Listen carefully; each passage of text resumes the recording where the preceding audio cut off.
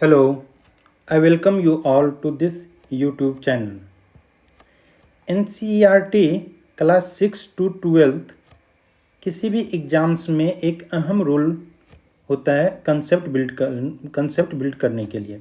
तो इस video series के माध्यम से हम क्लास 6 से लेकर के क्लास 12 तक का जो हिस्ट्री है उसे हम देखेंगे। तो इसमें हम line by line mainly NCERT पे फोकस रहेंगे, लाइन बाय लाइन एनसीईआरटी को पढ़ने की कोशिश करेंगे, जिससे हमारा कंसेप्ट भी बिल्ड होगा और बहुत सारे जो कम्पिटिटिव एग्जाम्स होते हैं उसमें सेम लाइन उठा करके आपसे पूछ लिया जाएगा। तो यदि आपका कंसेप्ट क्लियर रहेगा, एनसीईआरटी को पढ़े रहेंगे, तो आपके सबकॉन्शियस माइंड में वो चीज़ रहेगा, तो आप एग्जाम में उस क्वेश्चन को हल कर ले जाएंगे। तो हम सबसे पहले क्लास 6 का एनसीईआरटी स्टार्ट करेंगे, क्योंकि क्लास 6 के एनसीईआरटी की बात करें तो इसमें एंशियंट हिस्ट्री के बारे में दिया गया है। यदि हम इंडियन हिस्ट्री की बात करें ना, तो इंडियन हिस्ट्री को टोटल 3 भागों में बांटा गया है। पहला है एंशियंट हिस्ट्री, दूसरा है मीडिएवल हिस्ट्री, तीसरा है मॉडर्न हिस्ट्री। तो क्लास 6 में एंशियंट हिस्ट्री के बारे में दिया गया, तो हम पहले एंशियंट हिस्ट्री को पढ़ेंगे, उसके बाद क्लास 7 का जो मीडिएवल हिस्ट्री है उसे देखेंगे और फिर मॉडर्न हिस्ट्री को पढ़ेंगे। इसमें हम लाइन बाय लाइन रीडिंग करने की कोशिश करेंगे एनसीईआरटी को। जहाँ पे एक्स्ट्रा फैक्ट की ज़रूरत होगी हम एक्स्ट्रा फैक्ट भी बताएंगे, जिससे आपका कंसेप्ट अच्छे से बिल्ड होता रहेगा। तो एनसीईआरटी का जो पहला चैप्टर है उसमें दिया गया है प्रारंभिक कथन, क्या, कब, कहाँ और कैसे, इसके बारे में पढ़ेंगे। सेकेंड चैप्टर है आखेट, खाद्य संग्रह से भोजन उत्पादन। तो यदि हम पहले के आदि मानव को देखें तो पहले के जो आदि मानव थे वो क्या करते थे, शिकार करके अपना जीवन यापन करते थे, वो शिकारी थे। फिर धीरे धीरे वो देखेंगे कि किस तरह से वो भोजन बनाना सीख लिया और एक जगह धीरे धीरे रहना स्टार्ट कर दिया। तो शिकारी से कहाँ शिफ्ट हो गया, भोजन संग्रहण करने लगा। तो ये देखेंगे अध्याय 2 में। उसके बाद धीरे धीरे नगर बिल्डअप हुआ, अध्याय 3 में नगर के बारे में पढ़ेंगे। अध्याय 4 में क्या बताती है हमें किताबें और कब्र। जो एंशियंट हिस्ट्री थे यदि हम एंशियंट हिस्ट्री की बात करें तो उसमें बहुत सारा लिटरेचर वर्क भी किया गया, तो वहाँ से हमें बहुत ही जानकारी मिलती है लिटरेचर के बारे में। और जो कब्र है एंशियंट हिस्ट्री का, तो उस कब्र से हमें बहुत सारी जानकारी मिलती है कि जैसे कि यदि हम कब्र की बात करें, मोहनजोदारो में बहुत सारा ऐसा कब्र मिला है जिसमें आदमी के साथ उसके जो पालतू जानवर थे लाइक डॉग, उससे भी दफनाया गया। तो इससे हमें क्या पता चलता है कि आदमियों का ये जानवरों से घनिष्ठ संबंध होगा। तो और भी बहुत सारी जानकारी हमें कब्र से मिलती है, तो हम अध्याय 4 में से देखेंगे। अध्याय 5 में पढ़ेंगे राज्य, राजा और उसके प्राचीन गणराज्य, कैसे धीरे धीरे आदमी एक जगह कम्युनिटी बना के रहने लगा, फिर वहाँ पे एक राज्य बना और राज्य धीरे धीरे बड़ा हुआ, फिर एक गणराज्य बना। तो इस तरह से धीरे धीरे हम इससे पढ़ेंगे। नेक्स्ट चैप्टर में है नए प्रश्न और नए विचार, किस तरह से आगमन हुआ। क्लास 7 में अध्याय 7 में है राज्य से साम्राज्य, किस तरह से विस्तार हुआ। फिर नेक्स्ट चैप्टर में हम पढ़ेंगे गांव, शहर और व्यापार। 9th चैप्टर में नए साम्राज्य और जो राज्य का उदय हुआ उसके बारे में देखेंगे। और 10वां चैप्टर है इमारतें, चित्र तथा किताबें, तो इसके बारे में पढ़ेंगे। तो टोटल बात करें तो टोटल कितने चैप्टर हैं, 10 चैप्टर हैं। तो 1 बाय 1 करके हम सभी चैप्टर्स को पढ़ेंगे। तो हम स्टार्ट करते हैं अपना पहला चैप्टर से।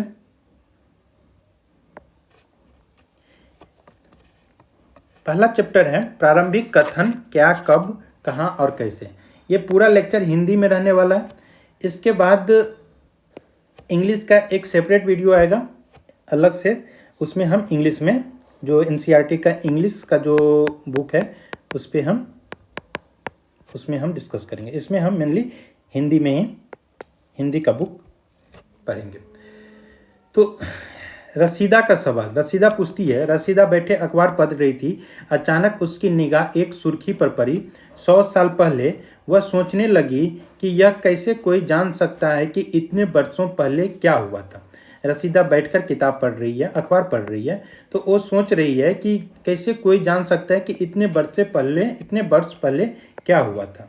तो कैसे पता लगाएं कोई भी चीज़ कि पहले क्या हुआ था। यह जानने के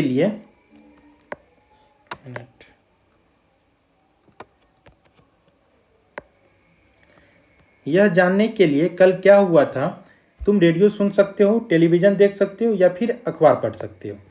साथ ही यह जानने के लिए कि पिछले साल क्या हुआ था, तुम किसी ऐसे व्यक्ति से बात कर सकते हो जिसे उस समय की स्मृति हो, लेकिन बहुत पहले क्या हुआ था यह कैसे जान सकते हैं। रसीदा का जो क्वेश्चन था कि बहुत पहले कोई भी चीज़ घटना कैसे घटी, उसे हम कैसे पता लगाएं, तो यहीं पे बताया जा रहा है कि यदि हमें कल की जानकारी लेना हो तो हम कैसे ले सकते हैं, रेडियो सुनकर ले सकते हैं, टेलीविज़न देख करके ले सकते हैं, या एक साल पहले की जानकारी लेना हो तो हम किसी व्यक्ति से ले सकते हैं जिसको वो स्मृति याद हो। लेकिन यदि हमें बहुत साल पहले, 50 साल पहले या 200 साल पहले की जानकारी लेनी हो तो वो हम कैसे ले सकते हैं, उसके बारे में आगे बात किया गया। अतीत के बारे में बहुत कुछ जाना जा सकता है, जैसे लोग क्या खाते थे, कैसे कपड़े पहनते थे, किस तरह के घरों में रहते थे। हम आखेटकों, शिकारियों, आखेट का मतलब क्या हो गया, जो शिकारी करते थे उसे आखेट कहते थे। तो आखेटकों, पशुपालकों, कृषकों, शासकों, व्यापारियों, पुरोहित, शिल्पकारों, कलाकार, संगीतकार या फिर वैज्ञानिकों के जीवन के बारे में जानकारी हासिल कर सकते हैं। यही नहीं, हम यह भी पता लगा सकते हैं कि उस समय बच्चे कौन से खेल खेलते थे, कौन सी कहानियाँ सुना करते थे, कौन से नाटक देखा करते थे, फिर कौन से गीत गाते थे। तो इन सब के जानकारी के आधार पर हम 50 साल या 100 साल के आदमी के इतिहास के बारे में जान सकते हैं। तो अब क्वेश्चन पूछा गया कि लोग कहाँ रहते थे। लोग कहाँ रहते थे? कई लाख वर्ष पहले से लोग इस नदी के तट पर रह रहे थे। नर्मदा नदी अभी हम नीचे में देखेंगे। तो कह रहा है कि कई लाख वर्ष पहले से लोग नर्मदा नदी के तट पर रह रहे थे। यहाँ रहने वाले आरंभिक लोगों में से कुछ संग्राहक थे जो आसपास के जंगलों की विशाल संपदा से परिचित थे। अपने भोजन के लिए वे जड़, फल तथा जंगल के अन्य उत्पादों को यहीं से संग्रह किया करते थे। वे जानवरों का आखेट भी किया करते थे। तो कह रहा है कि लोग सबसे पहले कहाँ रहते थे, तो नर्मदा नदी के आसपास रहते थे। तो ये क्वेश्चन यहाँ से एग्जाम में पूछा जा सकता है कि सबसे पहले आदमी जो भारत में पढ़े, भारत की बात करें तो भारत में सबसे पहले आदमी कहाँ पे रहना स्टार्ट किया, तो नर्मदा नदी के तट पर। आपको ये पॉइंट याद रखना है। आगे देखते हैं। आगे कह रहा है कि अब तुम उत्तर पश्चिम के सुलेमान और कठियार पहाड़ियों का पता लगाओ। अब देखते हैं हम मैप के थ्रू।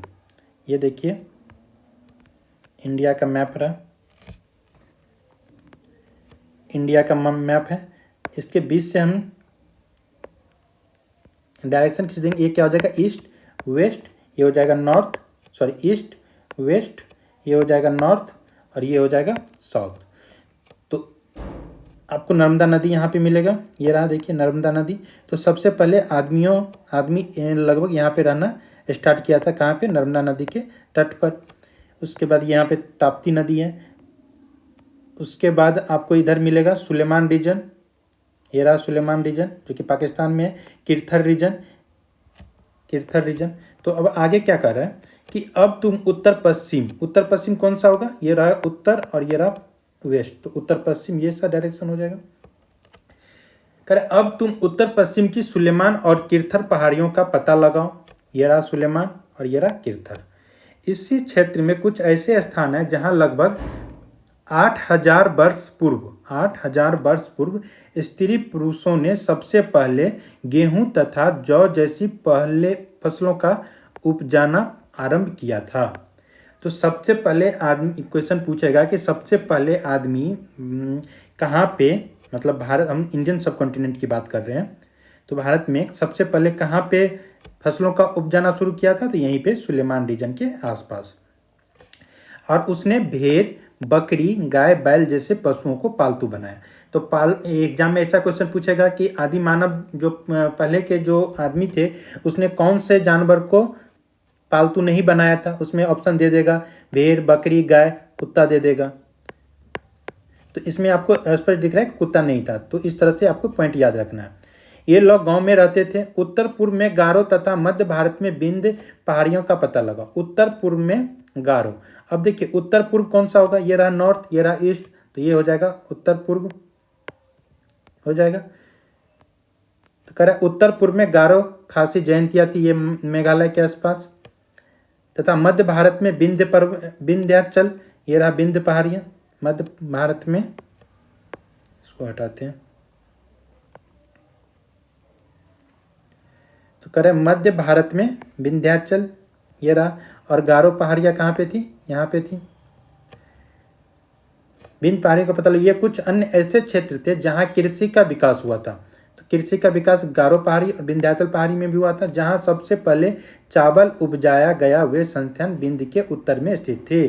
सबसे पहले चावल कहाँ पे उपजाया गया था, तो विंध्याचल के उत्तर में। तो ये भी क्वेश्चन आपको याद रखना है, यहाँ से ये भी क्वेश्चन इंपॉर्टेंट बनता है। चावल उपजाया गया कहाँ पे, विंध्याचल के उत्तर में। अब आगे देखते हैं, मानचित्र पर सिंधु तथा इसकी सहायक नदियों का पता लगाने का प्रयास करें। तो अब हम मानचित्र में सिंधु नदी देखते हैं। सिंधु नदी कौन सी है, कहाँ है सिंधु नदी, आपको मिलेगा ये है सिंधु नदी, और ये इसकी सहायक नदी होगी कौन सी, झेलम, चेनाब, रावी, सतलज, व्यास, ये सब इसकी सहायक नदी है। इसलिए हम इसे पंचनद भी कहते हैं, क्योंकि ये 5 सहायक नदी है इसकी, झेलम, चेनाब, रावी, व्यास, सतलज। तो इसे पंचनद भी कहा जाता है। इस रीजन को क्या कहते हैं, पंचनद। ठीक है। मानचित्र पर सिंधु तथा इसकी सहायक नदियों का पता लगाने का प्रयास करें। सहायक नदियां उन्हें कहते हैं, अब पूछे सहायक नदियां किसे कहते हैं, तो सहायक नदियां उन्हें कहते हैं जो एक बड़ी नदी में मिल जाती हैं। अब जैसे ये इंडस रिवर है, इसमें झेलम, रावी, सतलज, ब्यास आकर के सब मिल रही है, तो ये सब क्या हो गया, इस बड़ी सी नदी की क्या हो गई, सहायक नदी हो गई। तो याद रखना है, जो एक बड़ी नदी में मिल जाती है। लगभग 4700 वर्ष पूर्व इन्हीं नदियों के किनारे कुछ आरंभिक नगर फले फूले। तो सबसे पहले जो मानव सभ्यता बसा था बहुत साल पहले, 4700 वर्ष पहले, तो यही इंडस नदी के आसपास में मानव सभ्यता का उद्गार हुआ था, जिसे कहते हैं हड़प्पा सभ्यता कहते हैं। हड़प्पा सभ्यता इसे क्यों कहते हैं, क्योंकि यहाँ पे सबसे पहले हड़प्पन साइट की खोज की गई थी, इसलिए इसे नाम हड़प्पा रख दिया गया। हड़प्पा कहाँ पे, पाकिस्तान में। तो लगभग 4700 वर्ष पूर्व इन नदियों के किनारे कुछ आरंभिक नगर फले फूले। गंगा व इसकी सहायक नदियों के किनारे तथा समुद्र तटवर्ती इलाकों में नगरों का विकास लगभग 2500 वर्ष पूर्व हुआ। तो सबसे पहले किस नदी के किनारे सभ्यता का उद्गार हुआ, तो इंडस नदी के किनारे, और उसके बाद 2500 वर्ष पूर्व में गंगा नदी के किनारे लोगों का विकास हुआ। गंगा तथा इसकी सहायक नदी सोन नदी का पता लगाओ। अब देखते हैं गंगा नदी कौन सी है। अब देखिए ये हिमाचल, ये रहा गंगा नदी, और ये रहा सोन नदी। सोन नदी कहाँ से निकलती है, मध्य प्रदेश से। तो ये सोन नदी यहाँ पे आकर के मिल जाती है किससे, गंगा नदी से। कह रहे गंगा तथा इसकी सहायक नदी सोन नदी गंगा के दक्षिण में इस नदियों के आसपास के क्षेत्र प्राचीन काल में मगध, वर्तमान बिहार के नाम से जाने जाते थे। तो जो गंगा नदी था ना, ये जो गंगा नदी निकला है, इसके दक्षिण में ये एक बहुत बड़ा क्षेत्र था जो कि बिहार अर्थात मगध के नाम से फेमस था। मगध के नाम से फेमस था। यहाँ पे आयरन बहुत ज़्यादा में पाया गया था, इसलिए मगध बहुत ज़्यादा डेवलप हुआ था, के नाम से जाना जाता है। इसके शासक बहुत शक्तिशाली थे, मगध के शासक बहुत शक्तिशाली थे। आप नाम सुने होंगे अशोक का, चंद्रगुप्त मौर्य का, तो ये सब कहाँ के थे, मगध के थे। और इन्होंने एक विशाल राज्य स्थापित किया। देश के अन्य हिस्सों में भी ऐसे राज्यों की स्थापना की गई थी। लोगों ने सदैव उपमहाद्वीप के एक हिस्से के दूसरे हिस्से तक यात्रा की थी। जितने भी लोग थे वो उपमहाद्वीप के एक हिस्से से दूसरे हिस्से तक की यात्रा किया करते थे। कभी कभी हिमालय जैसे ऊंचे पर्वतों, पहाड़ी, रेगिस्तान, नदियों तथा समुद्रों के किनारे यात्रा जोखिम भरी होती थी। फिर भी ये यात्रा उनके लिए असंभव नहीं था। अंततः कभी लोग काम की तलाश में तो कभी प्राकृतिक आपदाओं के कारण एक स्थान से दूसरे स्थान जाया करते थे। कभी कभी सेनाएं दूसरे क्षेत्रों पर विजय हासिल करने के लिए जाती थी। इसके अतिरिक्त व्यापारी कभी काफिले में तो कभी जहाज़ों में अपने साथ मूल्यवान वस्तुएं लेकर एक स्थान से दूसरे स्थान तक जाते रहते थे। धार्मिक गुरु लोगों को शिक्षा और सलाह देते हुए एक गांव से दूसरे गांव तक, एक कस्बे से दूसरे कस्बे तक जाया करते थे। कुछ लोग नए और रोचक स्थानों को खोजने की चाह में उत्सुकतावश भी यात्रा किया करते थे। इन सभी यात्राओं से लोगों को एक दूसरे के विचार को जानने का अवसर मिला। आज लोग यात्राएं क्यों करते हैं? यदि कोई पूछे आपसे कि लोग यात्राएं क्यों करते हैं, तो पहाड़ी, पर्वत और समुद्र इस उपमहाद्वीप की एक प्राकृतिक सीमा का निर्माण करता है। यदि हम भारत का नक्शा देखें तो यदि साउथ की बात करें, साउथ इंडिया में, तो आपको मिलेगा कि इधर बे ऑफ बंगाल है और इधर अरब सागर है। तो नीचे का जो पोर्शन है इंडिया का, वो दोनों साइड क्या है? समुद्र से घिरा हुआ। लेकिन यदि हम ऊपर का रीजन की बात करें, नॉर्थ इंडिया का, तो आपको मिलेगा कि यहाँ से यहाँ तक पूरा क्या है? हिमालय है। हिमालय है, तो हिमालय की चोटी से भी उत्तर ऊपर में नॉर्थ इंडिया, हिमालय से, और नीचे समुद्र से भारत का प्राकृतिक सीमा निर्धारित होती है। हालांकि लोगों के लिए इन सीमाओं को पार करना आसान नहीं था। जिन्होंने ऐसा चाहा वे ऐसा कर सकें, वे पर्वतों की ऊंचाई को छू सकें तथा गहरे समुद्र को पार कर सकें। उपमहाद्वीप के बारे से भी कुछ लोग यहाँ आए और यहाँ बस गए। लोगों के इस आवागमन ने हमारी सांस्कृतिक परंपराओं को समृद्ध किया। क्योंकि अब मान लीजिए कि कोई साउथ इंडिया में, यहाँ पे मुंबई में, और वो यदि हिमाचल में आएगा तो यहाँ से यहाँ पे कल्चर अलग होगा, तो यहाँ का आदमी आएगा तो यहाँ के कल्चर से जान पाएगा कि यहाँ का कल्चर क्या है। यही यदि बिहार आता है तो बिहार के कल्चर को जान पाएगा। तो यात्रा करने से क्या होता है? यात्रा करने से एक कल्चर का दूसरे कल्चर से आदान प्रदान होता है। कई सौ वर्षों से लोग पत्थर को तराशने, संगीत रचने और यहाँ तक कि भोजन बनाने की नई तरीकों के बारे में एक दूसरे के विचार को अपनाते रहते हैं। देश के नाम। अब भारत देश का नाम क्यों पड़ा, ये बहुत इंपॉर्टेंट है, आपको अच्छे से देखना है। अपने देश के लिए हम प्रायः इंडिया तथा भारत जैसे नामों का प्रयोग करते हैं। हमारे संविधान में भी कहा गया है कि इंडिया, यदि हम अपने संविधान की बात करें तो कहा गया है कि इंडिया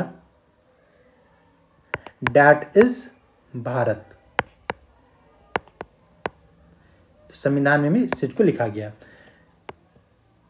अपने देश के लिए हम प्रायः इंडिया तथा भारत जैसे नामों का प्रयोग करते हैं। इंडिया शब्द इंडस से निकला है, और इंडस क्या है? इंडस, वही इंडस रिवर जिसे हम सिंधु नदी कहते हैं। तो इंडिया शब्द इंडस से निकला है, जिसे संस्कृत में सिंधु कहा जाता था। अपने एटलस में ईरान और यूनान का पता लगाओ। ईरान और यूनान को आप अपने एटलस में देखने की कोशिश करें। लगभग 2500 वर्ष पूर्व उत्तर पश्चिम की ओर से, इस साइड से, उत्तर पश्चिम की ओर से यूनानियों ने सिंध को हिदोस अथवा इंडोस और इस नदी के पूर्व में स्थित भूमि प्रदेश को इंडिया का। जो सबसे पहले ईरानी और यूनानी नॉर्थ वेस्ट इंडिया में आए, तो सबसे पहले उधर को कौन सा नदी मिलेगा? इंडस नदी मिलेगा। तो इसने इंडस को ही हिडोस और इंडोस प्रोनाउंसिएशन किया। जो ईरानी थे, उस इंडस नदी को हिडोस और इंडोस प्रोनाउंसिएशन किया, और उसने बोला कि इसके पूर्व में जो रहने वाले आदमी हैं उसको क्या कहा? उसे इंडिया कहा।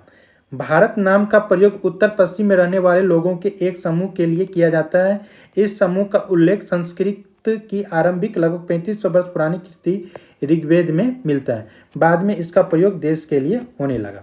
तो भारत, आपने पढ़ा होगा, भरत कबीला था एक, उसी के नाम पे पढ़ा है। तो भरत कबीला रहता था एक, तो उसी के नाम पे बाद में इस देश का नाम भारत पड़ा था। अतीत के बारे में हम कैसे जानकारी मिलती है? अतीत की जानकारी हमें कई तरह से प्राप्त हो सकते हैं। इनमें से एक तरीका अतीत में लिखी गई पुस्तकों को ढूंढना और पढ़ना है।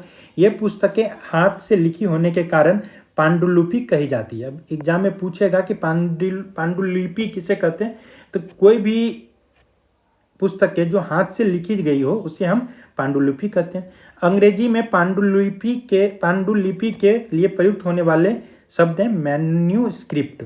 शब्द लैटिन शब्द से बना, जिसका अर्थ होता है हाथ से निकला हुआ।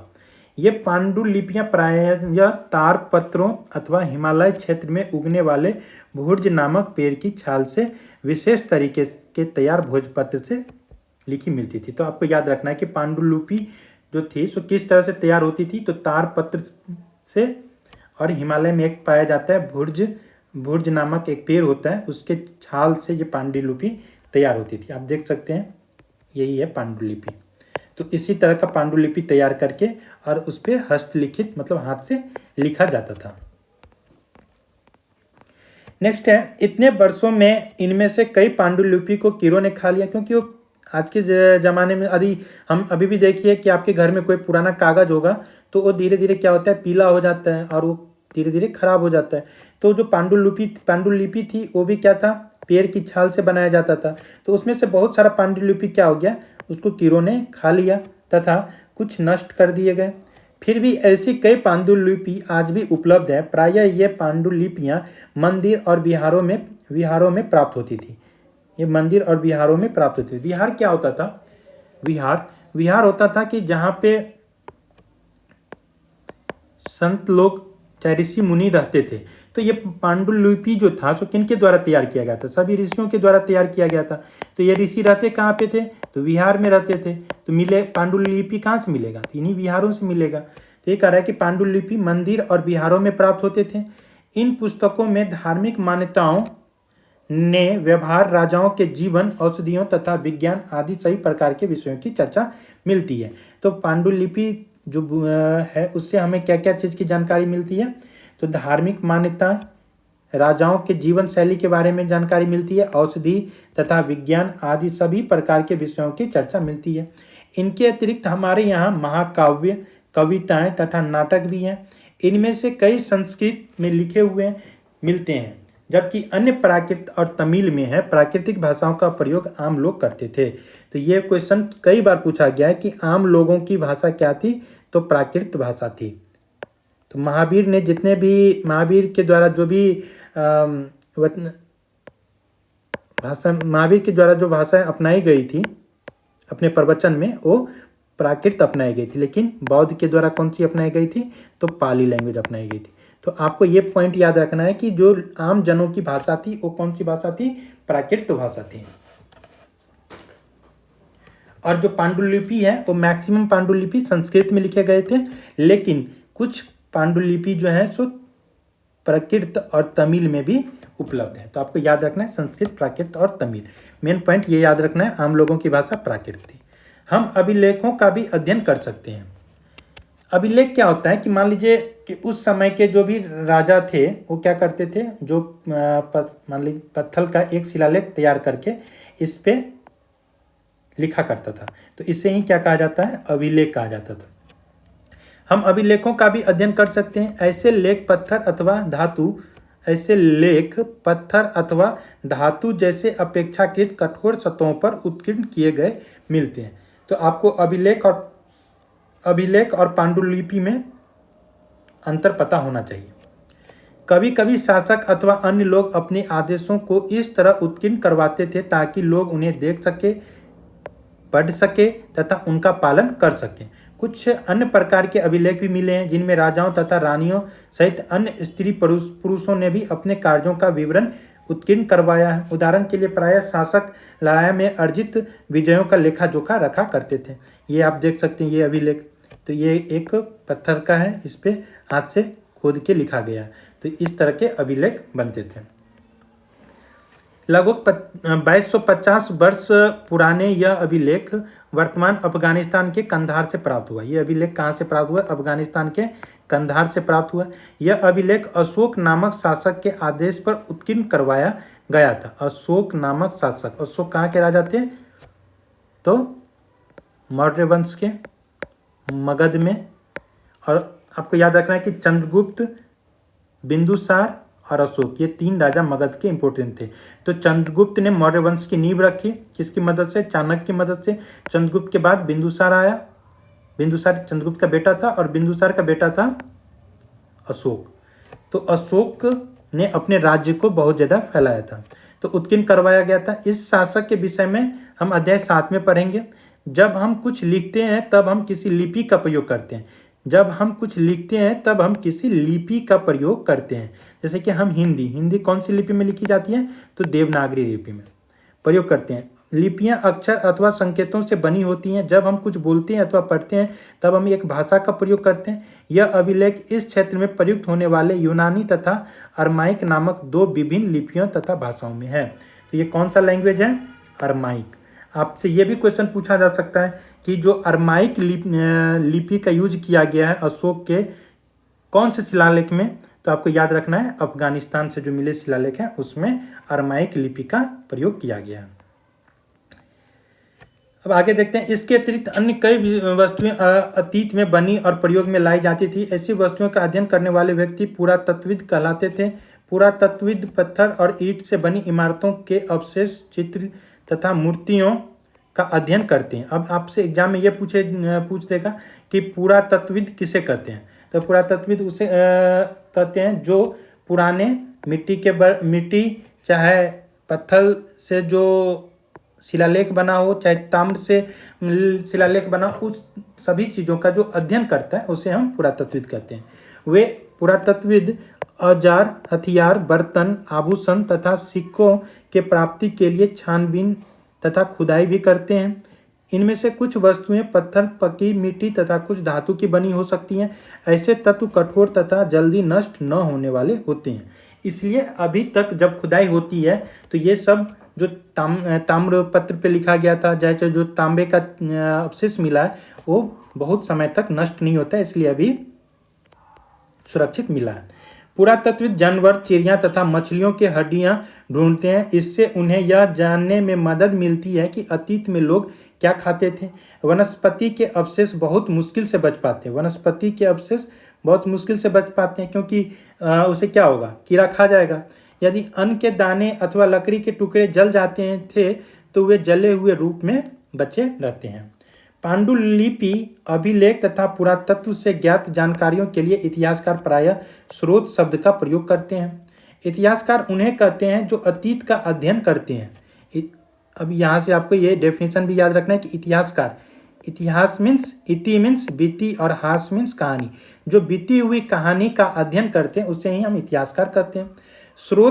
स्रोत क्या हो गया कि जो पांडुलिपि और अभिलेख पुरातत्व विद को मिला है उसका अध्ययन, उसी को हम स्रोत कहते हैं क्योंकि उसी से हमें जानकारी मिलती है, तो इसे स्रोत कहते हैं। कि प्राप्त होते ही अतीत के बारे में पढ़ना बहुत रोचक हो जाता है क्योंकि इन स्रोतों की सहायता से हम धीरे धीरे अतीत का पुनर्निर्माण करते जाते हैं। अतः इतिहासकार तथा पुरातत्वविद उन जासूसों की तरह है जो इन सभी स्रोतों का प्रयोग सुराग के रूप में कर अतीत को जानने का प्रयास करते हैं।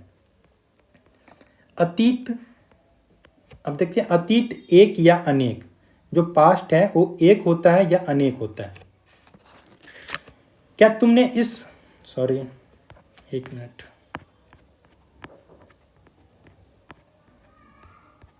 ओके लास्ट है, कह रहा है कि अतीत एक या अनेक। क्या तुमने इस पुस्तक के शीर्षक हमारे अतीत पर ध्यान दिया है। यहाँ अतीत शब्द का प्रयोग बहुवचन के रूप में किया गया। ऐसा इस तथ्य की और ध्यान दिलाने के लिए किया गया है कि अलग अलग समूह के लोगों के लिए इस अतीत के अलग अलग मायने थे। उदाहरण के लिए पशुपालकों अथवा कृषकों का जीवन राजाओं तथा रानियों के जीवन से तथा व्यापारियों का जीवन शिल्पकारों के जीवन से बहुत भिन्न था। पशुपालकों और कृषकों का जो जीवन था सो राजा रानी और व्यापारियों के जीवन से बिल्कुल अलग था। जैसे हम आज भी देखते हैं, उस समय भी देश के अलग अलग हिस्सों में लोग अलग अलग व्यवहार और रीति रिवाजों का पालन करते थे। उदाहरण के लिए आज अंडमान द्वीप के अधिकांश लोग अपना भोजन मछलियां पकड़कर, शिकार करके तथा फल फूल के संग्रह द्वारा प्राप्त करते हैं। इसके विपरीत शहरों में रहने वाले लोग खाद्य आपूर्ति के लिए अन्य व्यक्तियों पर निर्भर करते हैं। इस तरह के भेद अतीत में भी विद्वान थे। तो अभी हम यदि बात करें मॉडर्न समय की, तो आप देखेंगे कि अलग अलग फील्ड के व्यक्ति का अपना अलग अलग काम है। जो व्यापारी है, जो ट्रेड करते हैं, उनका काम है सामान ला करके सामान बेचना। जो किसान है उनका काम है खेत में किसानगिरी करना। अब देखेंगे तो अलग अलग जगह का लोग का व्यवहार भी अलग है। अब मान लीजिए कि जैसे इसमें बताया गया कि अंडमान निकोबार में जो मैक्सिमम लोग हैं वो किस तरह के फूड पे डिपेंडेंट है, तो शिकार करते हैं, अभी भी वो मेनली मछली पे डिपेंडेंट है। लेकिन यहीं हम बात करें बिहार की, चाहे दिल्ली में, तो यहाँ पे लोग मेनली खाद्य संग्राहक हैं। वो खाद्य जैसे कि रोटी चावल दाल इस पे डिपेंडेंट होते हैं ज़्यादा। तो इस तरह से समय के अनुसार भी चेंज होते हैं और पहले भी इसी तरह के लोग रहते थे और इसी तरह से समाज में अंतर दिखाई देता था। इसके अतिरिक्त एक अन्य तरह का भेद है, उस समय शासक अपनी विजयों का लेखा जोखा रखते थे। जैसे अशोक मान लीजिए कलिंग पे, जैसे हमें पता चलता है कि अशोक ने कलिंग पे अटैक किया था 261 BC में। तो कैसे पता चलता है? जो उनका 13वां शिलालेख है उसके अध्ययन से हमें ये बात पता चलता है। तो अभिलेखों का लेखा जोखा रखा जाता था। तो पास्ट के बारे में, अतीत के बारे में हमें अभिलेखों से जानकारी मिलती है। यही कारण है कि हम उन शासकों तथा उनके द्वारा लड़ी जाने वाली लड़ाइयों के बारे में काफ़ी कुछ जानते हैं, जबकि शिकारी, मछुआरे, संग्राहक, कृषक अथवा पशुपालक जैसे आम आदमी प्राय अपने कार्यों का लेखा जोखा नहीं रखते थे। अब हमें तो ये, जैसे कि अभी हमें पता है कि हम मछली पकड़ने जाएंगे तो किस चीज़ से मछली पकड़ेंगे? जाल के थ्रू पकड़ेंगे। लेकिन उस समय के जो मछुआरे थे, चाहे शिकारी थे, वो किस तरह से शिकार करते थे, चाहे मछली किस तरह से पकड़ते थे, इसके बारे में कोई लेखा जोखा नहीं है। लेकिन हम अनुमान लगा सकते हैं। जैसे कि शिकारी उस समय में पत्थर का यूज करता था, पत्थर का जो तलवार होता था वो यूज करता था, क्योंकि वो हथियार औजार अभी भी हमें मिला है, तो उससे हम भले ही अनुमान लगा सकते हैं। लेकिन कोई भी हमें लिखित, जिस तरह से पांडुलिपि हो, चाहे कोई भी आखिर पांडुलिपि हो, चाहे कोई भी अभिलेख हो, उस तरह से लेखा जोखा हमें नहीं मिला है। पुरातत्व की सहायता से हम उनके जीवन को जानने में मदद मिलती है। हालांकि अभी भी इनके बारे में बहुत कुछ जानना शेष है। पुरातत्व के सहायता से हम उनके बारे में कैसे जानते हैं? तो यही औजार मिल गया, मान लीजिए औजार मिल गया पत्थर का, तो हम इससे अनुमान लगा सकते हैं कि उस समय के जो लोग थे वो पत्थर का औजार यूज करते थे। तो उसी में अलग अलग तरह के औजार मिले हैं, उससे हम अनुमान लगा सकते हैं। अब लास्ट है तिथियों का मतलब। तिथि का क्या मतलब है? अगर कोई तुमने तिथि के विषय में पूछे तथा तुम शायद उस दिन की तारीख, माह, वर्ष, जैसे कि 2000 या इसी तरह का कोई और वर्ष बताएंगे वर्ष की यह गणना ईसाई धर्म प्रवर्तक ईसा मसीह के जन्म की तिथि से की जाती है। अतः 2000 वर्ष कहने का तात्पर्य ईसा मसीह के जन्म के 2000 वर्ष के बाद से है। ईसा मसीह के जन्म के पूर्व की सभी तिथियां को हम ईसा पूर्व BC में काउंट करते हैं के रूप में जानी जाती हैं। इस पुस्तक में हम 2000 को अपना प्रारंभिक बिंदु मानते हुए वर्तमान से पूर्व की तिथियों का उल्लेख करेंगे। अब इस कंसेप्ट को समझ लेते हैं, ये इंपॉर्टेंट है।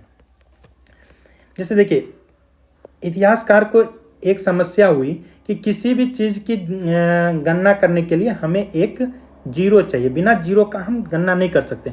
जैसे हम 1, 2, 3 गणना करेंगे तो कहेंगे ना, जीरो से आगे जाएंगे तो +1, +2, +3, जीरो से पीछे आएंगे तो -1, -2, -3।